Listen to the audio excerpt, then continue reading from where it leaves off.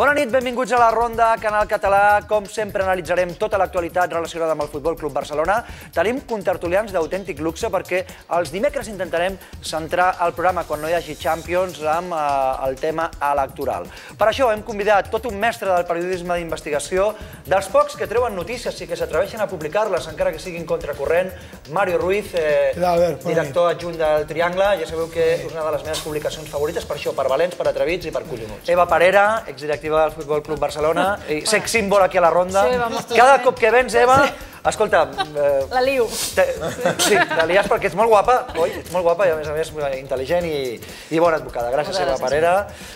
Alfredo Martínez, cap d'Esports de Cero Catalunya. Molt bona nit, Alfredo. Agustí Benedito, comencem avui la roda de presidenciables al Futbol Club Barcelona. Candidat en aquestes eleccions. Sempre es parla de Godall, es parla de Sandro, però hi ha un camí d'enmig i em sembla que de moment el que està millor posicionat és vostè, per això l'hem convidat aquí. Bona nit, Albert, gràcies. Bon dia, Agustí Benedito, després en parlem. I Toni Freixa, barcelonista, advocat i home de bé. Les dues primeres coses segur, la tercera ja veurem. Bona nit.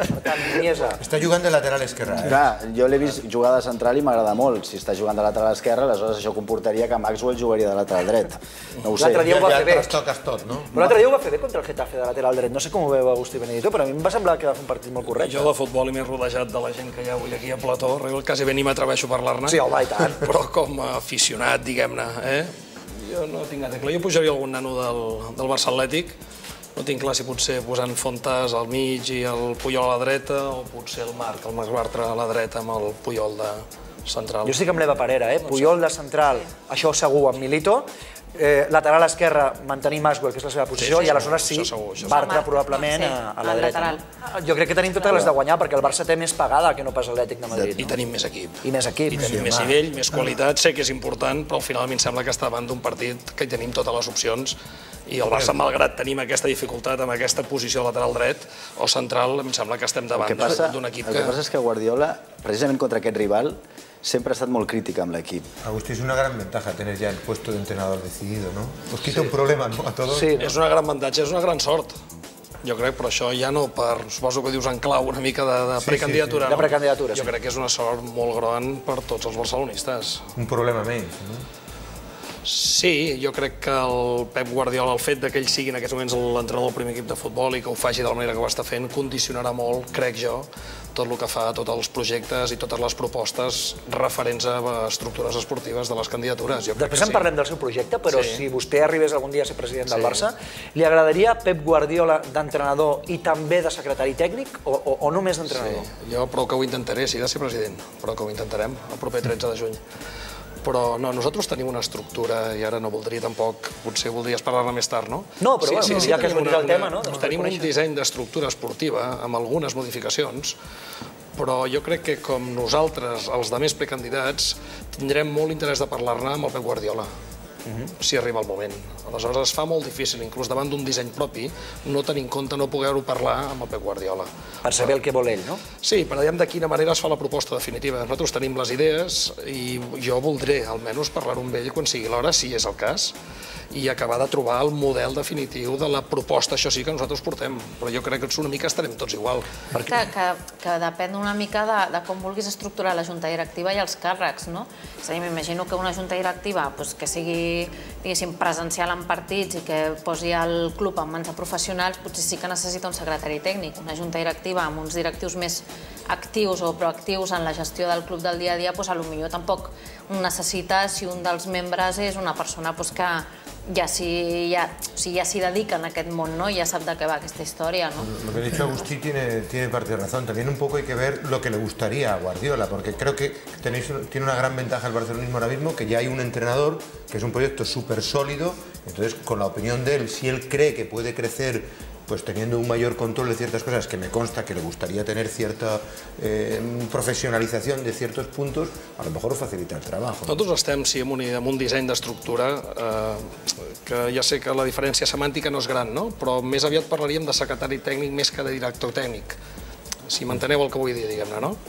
En qualsevol cas, el que és clar és que si nosaltres guanyem el Xiqui Begiristain deixarà de ser, no sé si dir-ne director tècnic o secretari tècnic, i el que deia l'Alfredo fa un moment, i estic d'acord amb el que deia el Toni, al final es fa molt difícil per un precandidat a les eleccions del Barça poder parlar d'una estructura esportiva definitiva sense haver tingut l'oportunitat d'escoltar i amb tota l'atenció quin és el criteri del Guardiola. I potser, Mario, eliminant aquesta figura ens evitaria mensurs i pagar diners innecessaris com els que hem pagat a Tràfic. Keirson, Enrique, jugadors que no compten per res pel tècnic i que al final els has de regalar havent-te gastat el mateix que et costaria Ribéry o Silva. Correcte, que això ens ho estalviarem. Això ens ho estalviarem.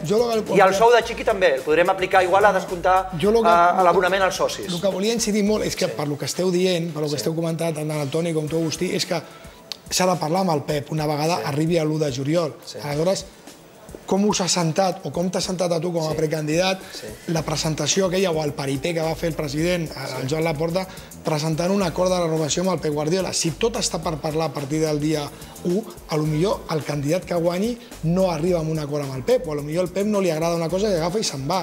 És a dir, però en canvi el president ha fet un paripé apuntant-se a la medalla de que el Pep ja es queda aquí. Jo d'això el que et vull dir és una cosa i potser no és ben bé el que esperes que et digui. No. Però el Pep Guardiola ha estat en una situació irrepetible, hi ha quasi una aclamació unànime de que el Pep ha de ser l'entrenador del primer equip de futbol. No, quasi no, unànime. D'acord.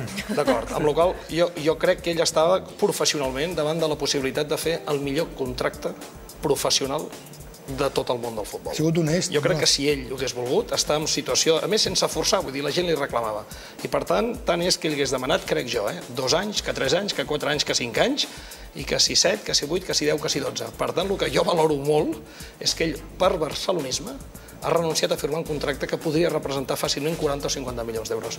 I això jo crec que són molt pocs barcelonistes qui farien un esforç com aquest. Jo és amb això que em quedo, que potser la gent no s'hi fixa prou. Perquè és que la vida, perdona, dona moltes voltes. Aquesta opció encara la té, Jo crec que aquesta opció la tindrà igual. No ho sé, la que la té ara segur. Poden passar moltes coses, ja sé que és poc probable, Déu no ho vulgui que passi res. Però pot passar, podem anar a Stuttgart i tenim mala sort, oi? I se'ns poden trencar les cames a mitja plantilla, posant-ho a l'extrem. Però ell avui la tenia. Ell avui la tenia. Jo que pretenc parlar clar no només avui, sinó tots aquests dies, setmanes i mesos que venen per davant fins al dia de les eleccions, jo tinc la sensació que la Junta actual i el seu president ja fa temps que les decisions que prenen, o algunes d'elles, estan pensades en clau electoral. Jo és la sensació que tinc, no? I algunes evidències clares ja. En la mesura que ells considerin que un fitxatge com el del Cesc Fàbregas els pot afavorir, diguem-ne, el continuisme en clau electoral, jo crec que fa més probable que aquest fitxatge es produeixi. Tinc aquesta sensació. Tot i així dic que Cesc jo crec que és un jugador Barça, i la sensació que en tinc, no em vull ficar massa en temes esportius, però jo crec que hi ha un consens, i altra cosa, diguem-ne, és la valoració econòmica final que es faci. Perfecte.